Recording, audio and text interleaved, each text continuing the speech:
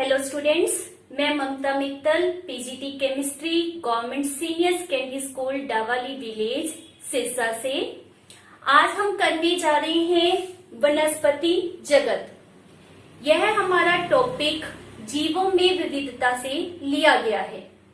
जैसा कि हमने पहले भी वनस्पति जगत पादप के बारे में पढ़ा था कि रॉबर्ट बी टिकर के द्वारा सजीवों को 5 मेन जगत में डिवाइड किया गया है।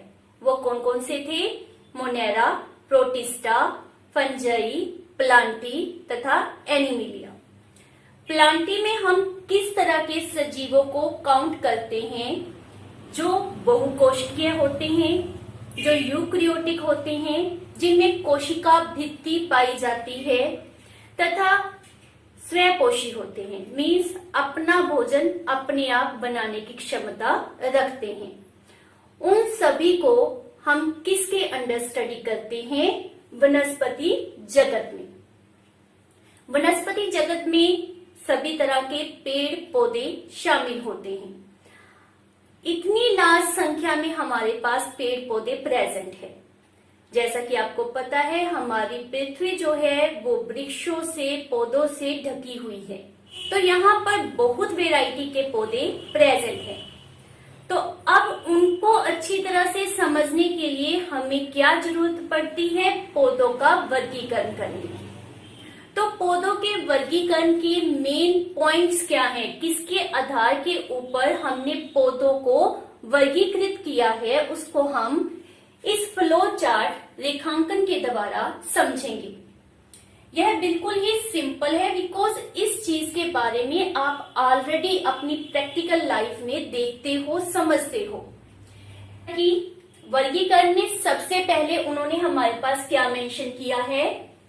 सबसे पहला आधार क्या लिया गया है? पादप शरीर बिना विभेदन या फिर विभेदित पादप शरीर। मीन्स हमने पौधों के शरीर को देखा, उसमें तना, जड़, पत्ते, इस तरह के अलग अलग भाग प्रेजेंट हैं या फिर इस तरह के डिफरेंट भाग जो हैं वो प्रेजेंट नहीं है। उस आधार के ऊपर हमने वनस्पति जगत को 2 हिस्सों में बांट दिया। एक वो जिसमें पौधों का शरीर फूल, फल, जड़, तना, पत्तों में विभेदित होता है, और दूसरे वो जिसमें इस तरह की कोई भी संरचना प्रेजेंट नहीं होती है। नेक्स्ट हमारे पास आधार लिया गया कि यदि पौधों का शरीर विभेदित है तो क्या उसमें संवहनी ऊतक प्रेजेंट है? संवहनी ऊतक से हमारा अभिप्राय क्या होता है? वह सिस्टम जिसके द्वारा पौधों में पानी या फिर भोज्य पदार्थ जो होते हैं उनका संचार होता है, वह एक स्थान से दूसरे स्थान तक पहुंचाए जाते हैं। यदि वो प्रेजेंट है तो हमारे पास अलग तरह की कैटेगरी बनेगी, और यदि वो एब्सेंट होते हैं तो उनको अलग वर्ग में रख दिया जाएगा। अब उसके बाद थर्ड आधार हमारे पास कि यदि उनमें संवहनी ऊतक प्रेजेंट हैं तो क्या उनमें बीज प्रोड्यूस करने की कैपेसिटी है या फिर नहीं? मीन्स उसमें बीज प्रेजेंट है या फिर नहीं प्रेजेंट। उस बेसिस के ऊपर हमने उनको अलग अलग वर्गों में रखा। फोर्थ पॉइंट या फोर्थ आधार हमारे पास कि यदि बीज प्रेजेंट है तो वह बाहर से देखने पर ही हमें दिखाई देते हैं या फिर फलों के द्वारा ढके हुए हैं, मीन्स बाहरी रूप से देखने पर हमें दिखाई नहीं देते हैं। उसके आधार के ऊपर उन्हें 2 हिस्सों में डिवाइड कर दिया गया, नगन बीजी तथा फलों से बंद बीज वाले। लास्ट जिसके आधार के ऊपर पौधों का वर्गीकरण किया गया, क्या उनमें जो बीज है उसमें 2 बीज पत्तर हैं या फिर 1 बीज पत्तर है? मतलब बीज की टाइप को चेक किया गया। अगर बीज की टाइप में 1 बीज पत्तर है तो अलग कैटेगरी बनेगी, और अगर 2 बीज पत्तर हैं तो अलग कैटेगरी। तो हमारे पास टोटल 5 आधार लिए गए जिसके द्वारा हमने वर्गीकरण किया। दोबारा से इसको हम रिवाइज करते हैं। फर्स्ट पॉइंट उनकी शारीरिक संरचना को चेक किया गया बाहरी तौर से, क्या वह विभेदित है या फिर नहीं है। सेकंड पॉइंट, उसमें संवहनी ऊतक की प्रेजेंस को चेक करना है। थर्ड पॉइंट, बीज प्रोड्यूस करने की कैपेबिलिटी को चेक किया गया। फोर्थ पॉइंट, बीजों का कहां पर प्रेजेंट होना, मीन्स वो ढके हुए हैं या फिर वह नग्न रूप से आपको दिखाई दे रहे हैं। लास्ट, बीज किस प्रकार के हैं, उसमें एक बीज पत्र है या फिर दो बीज पत्र।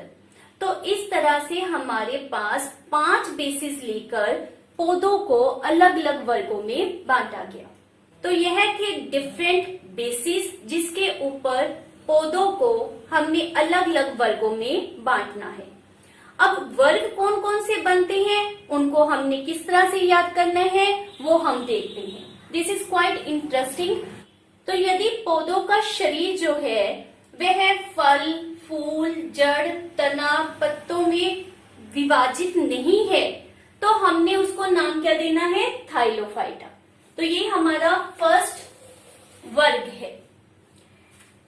यदि वह विभेदित शरीर प्रोसेस कर रहा है, मीन्स उसमें अलग अलग भाग हैं, जैसे नॉर्मली हम देखते हैं उसमें जड़ है, तना है, पत्ते हैं, फूल है, फल है, तो उसमें संवहनी ऊतक की प्रेजेंस को चेक किया जाएगा। यदि संवहनी ऊतक, जिसे हम नाम देते हैं जाइलम एंड फ्लोएम, अगर वो प्रेजेंट नहीं होते, अगर वो प्रेजेंट नहीं है, मतलब हम सिंपल टाइप में जा रहे हैं, तो उसे नाम दिया जाएगा ब्रायोफाइटा। तो ये हमारा दूसरा वर्ग है। फर्स्ट हमारे पास थाइलोफाइटा एंड सेकंड है ब्रायोफाइटा। इफ संवहनी ऊतक प्रेजेंट हुए तो हमने उसका 2 हिस्सों में बांट देना है। चेक करना है कि उसमें बीज प्रोड्यूस करने की कैपेबिलिटी है या फिर नहीं है। अगर वो बीज प्रोड्यूस नहीं कर सकते तो हमारे पास थर्ड वर्ग ऑब्टेन हो जाएगा, जिसको हम नाम देते हैं टेरिडोफाइटा। टेरिडोफाइटा।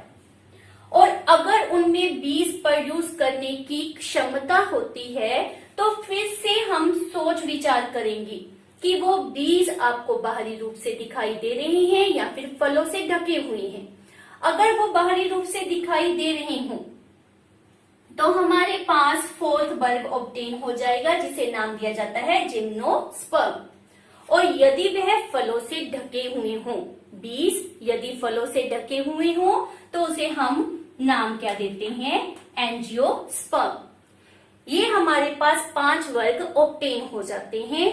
दोबारा से देख लीजिए, थाइलोफाइटा, ब्रायोफाइटा, टेरिडोफाइटा, जिम्नोस्पर्म तथा एंजियोस्पर्म।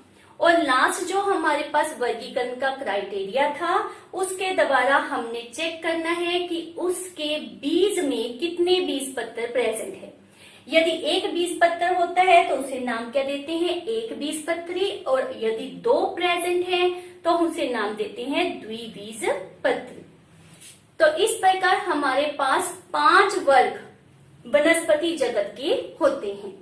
इसके अतिरिक्त हमारे एक scientist which is known as Eichler, Eichler के द्वारा हमारे पास वनस्पति जगत के 2 उप जगत बनाए गए थे। वो कौन कौन से थे, एक था क्रिप्टोगैमी तथा दूसरा फनेरोगैमी। क्रिप्टोगैमी में हमारे पास थाइलोफाइटा, ब्रायोफाइटा तथा टेरिडोफाइटा, इन तीनों को काउंट किया जाता है। इन तीनों को मिलाकर हमारे पास कौन सा उपजगत बनता है, उसे नाम देते हैं क्रिप्टोगैमी। और क्रिप्टोगैमी की स्पेशलिटी हमारे पास मेन क्या होती है कि यह पुष्प रहित होते हैं, इनमें फूल प्रेजेंट नहीं होते। इनके जो जनन अंग होते हैं वह छिपे हुए होते हैं, वह बाहरी रूप से दिखाई नहीं देते हैं तथा इनमें बीज प्रेजेंट नहीं होते हैं। तो ये तीनों वर्ग हमारे पास क्रिप्टोगैमी के अंदर आते हैं। मीन्स वनस्पति जगत, उसका उपजगत क्रिप्टोगैमी और उसके आगे खंड हमारे पास कौन कौन सी है, थाइलोफाइटा, ब्रायोफाइटा तथा टेरिडोफाइटा। और जिनमें पुष्प प्रेजेंट हो, जिनका शरीर विभेदित हो, जिनमें बहुकोशिकीय जनन अंग प्रेजेंट हो, उनको हम दूसरे उपजगत में काउंट करते हैं जिसका नाम है फनेरोगैमी। और उसके दो खंड हमारे पास होते हैं, जिम्नोस्पर्म तथा एंजियोस्पर्म। तो मीन्स इन दोनों को मिलाकर हमारे पास जो उपजगत बनता है उसका नाम होता है फेनेरोगैमी।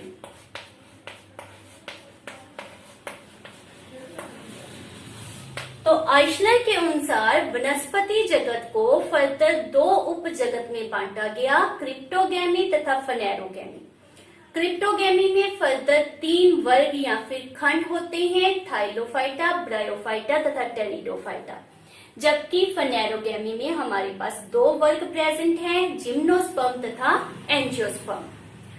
एज वेल एज जो थाइलोफाइटा होता है उसके भी फर्दर 2 हिस्सों में हम उसको स्टडी करेंगे, एक होता है शैवाल तथा दूसरा कवक। तो ये है हमारे पास रूपरेखा जिसके द्वारा हमें पौधों को स्टडी करना, उनको समझना बहुत ही इजी हो जाता है। अब हम 1 बाय 1 इन सभी कैटेगरीज में, मतलब इन सभी वर्गों में जो भी पौधे प्रेजेंट होते हैं उनमें कौन से स्पेशल गुण प्रेजेंट है, क्या क्या उनकी विशेषताएं होती हैं, उनको डिटेल में अब हम स्टडी करेंगे। तो सबसे पहले स्टार्ट करते हैं विद द थाइलोफाइटा। इसके हमारे पास एग्जांपल्स है स्पायरोगाइरा, यूलोथ्रिक्स तथा क्लेडोफोरा। जैसा कि आपको डायग्राम दिखाया गया है स्पायरोगाइरा, हम इस एग्जाम्पल को लेकर इसके डिफरेंट फीचर्स को समझते हैं। जैसा कि आप देख रहे हैं स्पायरोगाइरा में ना तो जड़ है, ना कोई तना और पत्ते, इस तरह की कोई भी संरचना हमें दिखाई नहीं दे रही। तो फर्स्ट पॉइंट आपको क्लियर होता है कि पौधों का शरीर जड़, तना, पत्तों में विभाजित नहीं होता है। एक इम्पोर्टेंट पॉइंट, इनके शरीर को सुकाए तथा इंग्लिश में थैलस कहते हैं, जिस कारण इस वर्ग को थाइलोफाइटा का नाम दिया गया है। पौधों के जाइगोट मीन्स इसमें निषेचित अंडा होता है, उसके अंदर भ्रूण प्रेजेंट नहीं होता है। शैवाल तथा कवक इसके अंदर ही हम स्टडी करते हैं, मीन्स शैवाल तथा कवक थाइलोफाइटा के फर्दर 2 भाग होते हैं। तो अब हम डिस्कस करने जा रहे हैं थाइलोफाइटा के अंतर्गत आने वाली 2 कैटेगरीज, शैवाल तथा कवक। थाइलोफाइटा में जैसे अभी हमने डिस्कस किया स्पायरोगाइरा के लिए, क्लेडोफोरा या फिर यूलोथ्रिक्स, तो ये मुख्य रूप से है क्या, शैवाल। शैवाल इतनी अधिक संख्या में पाए जाते हैं कि थाइलोफाइटा को मुख्यतः शैवाल ही कहा जाता है। शैवाल में कौन कौन सी और विशेषताएं हैं हम उनको पहले डिस्कस कर रहे हैं।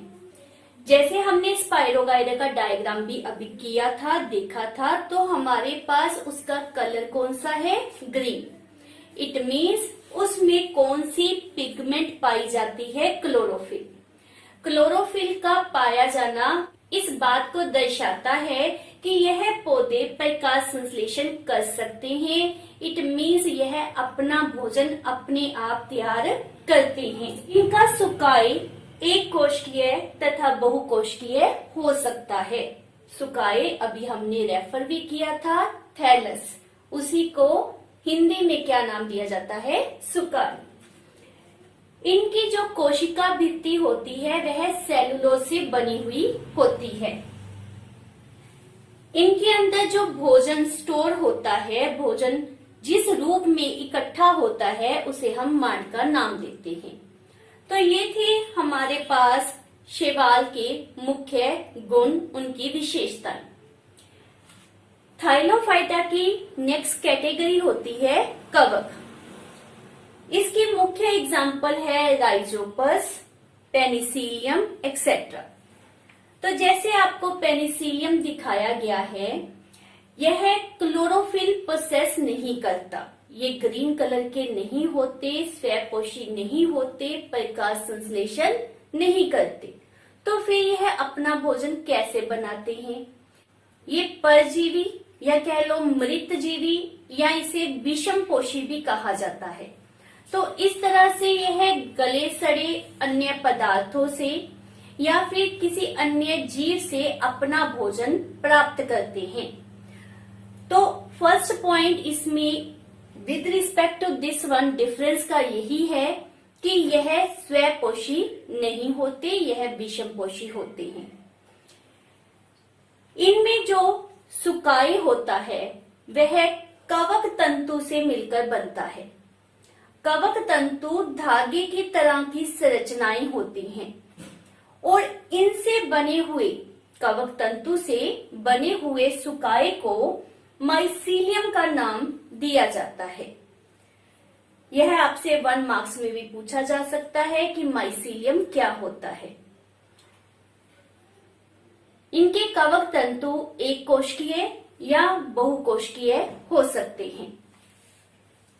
इनमें जो कोशिका भित्ति होती है वह नॉर्मली काइटन से बनी होती है या कुछ ऐसे भी कवक हैं जहां पर कवक सेलुलोज से बनी हुई कोशिका भित्ति पाई जाती है। इनमें भोजन या तो तेल के रूप में स्टोर होता है या फिर ग्लाइकोजन के रूप में स्टोर होता है। नॉर्मली ग्लाइकोजन के रूप में फूड स्टोर करना आप एनिमल में पढ़ेंगे, लेकिन कवक में भी हमारे पास फूड स्टोरेज का तरीका क्या है, ग्लाइकोजन। तो ये है हमारे पास कवक की कुछ विशेषताएं। यहाँ एक और स्पेशल फीचर अपने माइंड में रखना है कि जब शैवाल तथा कवक परस्पर सहयोग करते हैं तो उनके द्वारा एक सहजीवी पौधा बनता है जिसे हम नाम देते हैं लाइकेंस का। लाइकेंस की लगभग 400 जेनरा अब तक पहचान में आ चुकी हैं। यह देखने में पौधों के जैसे ही अपीयर होते हैं। शैवाल तथा कवक एक दूसरे की हेल्प करते हैं इन द लाइकन। किस तरह से? जैसा कि अभी हमने पढ़ा, शैवाल में भोजन बनाने का गुण है जबकि कवक में भोजन बनाने का गुण नहीं है। तो शैवाल कवक को भोजन प्रदान करता है। इन रिटर्न कवक जो होता है वह शैवाल को प्रोटेक्शन या आप कह सकते हो सुरक्षा प्रदान करता है। इसीलिए हम इसे सहजीवी पौधा कहते हैं। तो ये है हमारा थाइलोफाइटा। नेक्स्ट अब हम कर रहे हैं ब्रायोफाइटा। नेक्स्ट है हमारे पास bryophyta. This is very important.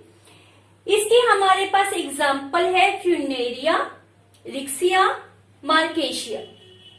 जैसा कि आपके पास फुनेरिया का डायग्राम दिया गया है, इस डायग्राम को ही देखकर आपको पता चलता है कि ब्रायोफाइटा में पादप शरीर का विभाजन जड़, तना तथा पत्तों में किया जाता है।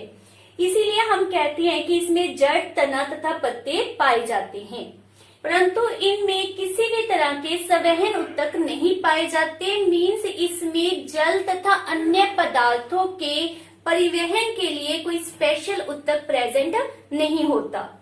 एक और मेन पॉइंट कि इस वर्ग को पादप वर्ग का उभयचर कहा जाता है, जिसे इंग्लिश में हम कहते हैं एम्फीबियंस।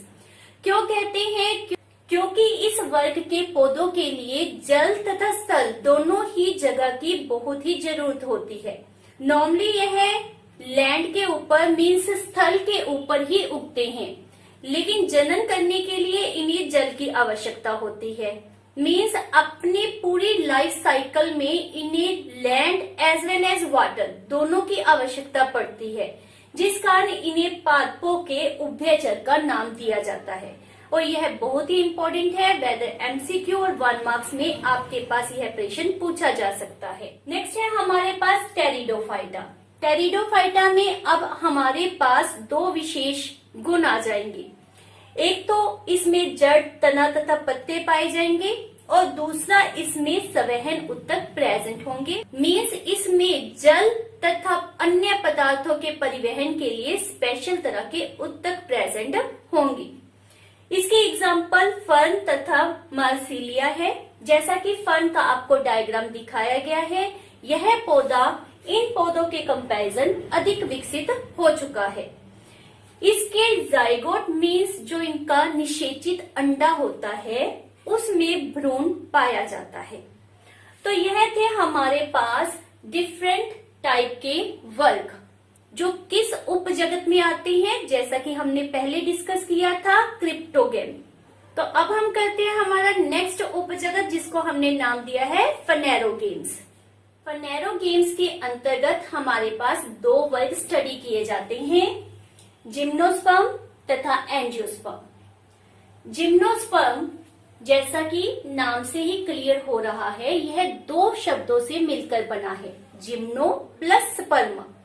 जिम्नो का मीनिंग होता है नगन, मीन्स जो किसी चीज से कवर अप ना हो, बाहरी रूप से देखने पर ही आपको नजर आ जाए। और स्पर्मा का मतलब होता है बीज। तो इसके जो बीज होते हैं वह नगन होते हैं, जिस कारण इसे हिंदी में नाम दिया जाता है नगन बीजी पौधे। और इंग्लिश में हम इसको नाम क्या देते हैं, जिम्नोस्पर्म, जो कि एक ग्रीक लैंग्वेज से लिया हुआ शब्द है। इसका फर्स्ट यूनिक फीचर क्या है कि इसमें जो बीज हैं वह नगन होते हैं। सेकंड, इसके जनांग शंकु के आकार के होते हैं, जैसे कि इसके एग्जाम्पल है पाइनस तथा साइकस। हमारे पास पाइनस का जो आपको डायग्राम दिखाया गया है उसमें आपके पास रिप्रेजेंट भी किया गया है कि इसके जो जनांग होते हैं वह शंकु के आकार के होते हैं। इनके जो फूल होते हैं उसमें ना तो दल होता है और ना ही बाह्य दल होता है, मतलब इस तरह की कोई भी उसमें सब डिविजन्स नहीं बने होते। यह बहुत वर्षों तक जीवित रहते हैं, मीन्स यह बहुवर्षीय होते हैं, एज वेल एज सदाबहार होते हैं, मतलब सीजनल पौधे नहीं होते, यह सदाबहार होते हैं। तो यह था हमारे पास जिम्नोस्पर्म। नेक्स्ट है हमारे पास एंजियोस्पर्म। एंजियोस्पर्म बिल्कुल वैसे ही जैसे हमने अभी जिम्नोस्पर्म पढ़ा, दो शब्दों से मिलकर बना हुआ है, एंजियो प्लस स्पर्मा। एंजियो शब्द का मीनिंग होता है ढका हुआ, कवर अप, और स्पर्मा का वही जो हमने अभी किया मीनिंग क्या होता है, बीज। तो एंजियोस्पर्म का मतलब क्या होता है, जिसके बीज ढके हुए हों। एज वेल एज इन्हें हम पुष्पी पौधों का नाम भी देते हैं। तो फर्स्ट इसका यूनिक फीचर क्या है कि इसके बीज फलों के अंदर पूर्ण रूप से ढके हुए होते हैं। बीजों का जो विकास है, जो उनकी ग्रोथ होती है, वह अंडाशय के अंदर ही होती है। जब वो पूरी तरह से ग्रो कर जाते हैं तो वह फल का रूप धारण कर लेते हैं। तो मीन्स बीजों से बाद में फल का निर्माण होता है। इनमें शाख, झाड़ी तथा वृक्ष, मतलब सभी टाइप के पौधे आते हैं। इनके फूलों में दल तथा बाह्य दल दोनों प्रेजेंट होते हैं। और इसके एग्जाम्पल हम अपनी डेली लाइफ में देखते हैं, मटर, चना, गेहूं, मक्का एक्सेट्रा इसके कॉमन एग्जाम्पल हैं। और ये आपके पास बहुत ही इंपॉर्टेंट क्वेश्चन है कि एंजियोस्पर्म तथा जिम्नोस्पर्म में क्या अंतर होता है। तो यह आपने अच्छी तरह से माइंड में रखना है। This is very very important question. As well as जैसा कि अभी हमने डिस्कस किया कि इसमें जो बीज होता है वह पूरी तरह से कवर अप होता है। और बीज में एक स्पेशलिटी होती है बीज पत्तर। बीज पत्तर के बेसिस के ऊपर ही हमको फर्दर दो कैटेगरीज में डिवाइड करते हैं, उनके बारे में अब हम डिस्कस करेंगे। तो यह है हमारे पास एंजियोस्पर्म की फर्दर दो कैटेगरीज, एक बीज पत्री तथा द्विबीज पत्री। तो अब हमने क्या चेक कर रहे हैं, क्या इसमें स्पेशल गुण पाया जाता है कि हम इसके बीज के अंदर बीज पत्र चेक करते हैं। यदि बीज के अंदर केवल एक बीज पत्र होता है तो उसे हम नाम देते हैं एक बीज पत्री का। जैसे अगर हम चावल तथा गेहूं के बीज को चेक करें, मीन्स उसको भिगोकर ग्रो किया जाता है तो आप देखेंगे कि उसमें सिर्फ एक ही बीज पत्र पाया जाएगा। यदि बीज के अंदर 2 बीज पत्र पाए जाते हैं तो उसे हम कहते हैं द्विबीजपत्री। यह भी आप अपनी डेली लाइफ में प्रैक्टिकल करके चेक कर सकते हो, जैसे मटर, राजमा या चने। इनके बीजों को भिगोकर फिर उनमें से जिस तरह से बीज ग्रो कर रहा होता है, पौधा अंकुरित होता है, तब हम इसको चेक करते हैं तो हमें इसके अंदर 2 बीज पत्र नजर आएंगे। एक बीजपत्री में पत्तियां समानांतर शिरा विन्यास प्रोसेस करती हैं। मीन्स उसमें समानांतर, जैसा कि आपको डायग्राम में दिखाया गया है, समानांतर रूप से शिरा विन्यास होते हैं। जबकि द्विबीजपत्री में पत्तियों में जालिकाबद्ध शिरा विन्यास होते हैं। इनमें जो जड़ें होती हैं वह रेशेदार होती हैं, जबकि द्विबीजपत्री में मूसला जड़ तंत्र प्रेजेंट होता है। इसमें जो पुष्प होते हैं वह त्रिपयी होते हैं, जबकि इसमें जो पुष्प होते हैं वह पंचतयी होते हैं। उदाहरण अभी हमने इनकी डिस्कस की है। तो साइंस को समझने का सबसे बेस्ट तरीका होता है प्रैक्टिकल, और ये बहुत ही अच्छा एक्सपेरिमेंट है जो आप घर में इजीली कर सकते हो। जैसे गेहूं, चावल, मटर, राजमा ये नॉर्मली घरों में प्रेजेंट होते हैं, तो इनको रात भर आपने भिगो कर रखना है ताकि इनके जो बीज हैं वह नरम हो जाएं। तब उनको गीली कॉटन के ऊपर रखा जाता है ताकि वो बीज अंकुरित हों, और जब वो अंकुरित होते हैं तो आप उनमें प्रेजेंट बीज पत्र को चेक कर सकते हो कि वह एक बीज पत्र है या फिर 2 बीज पत्र। तो यह था हमारे पास एंजियोस्पर्म के फर्दर 2 ग्रुप। तो ये हमारा कंप्लीट पादप जगत, जिसे वनस्पति जगत या प्लांटी हम कहते हैं। तो आपने अच्छी तरह से इसके फीचर्स को, किस आधार पर इसका वर्गीकरण किया, उसको याद रखना है। याद रखिए, पादप को हम 5 वर्गों में बांटते हैं: थाइलोफाइटा, ब्रायोफाइटा, टेरिडोफाइटा, जिम्नोस्पर्म तथा एंजियोस्पर्म। यदि हमसे पूछा जाए कि सरलतम पौधे कौन से हैं, तो वो पौधे जिसमें कुछ भी विकास नहीं हुआ, मीन्स थाइलोफाइटा। कौन से ऐसे पौधे हैं जिसमें बीज ढके हुए होते हैं, तो हमारे पास क्या आ जाएगा, एंजियोस्पर्म। तो इस तरह के बहुत से क्वेश्चन आपके पास इस जगत में, इस पादप जगत में प्रेजेंट हैं, बहुत इंपॉर्टेंट है। इनको अच्छी तरह से आपने लर्न करना है। Thank you for watching my video.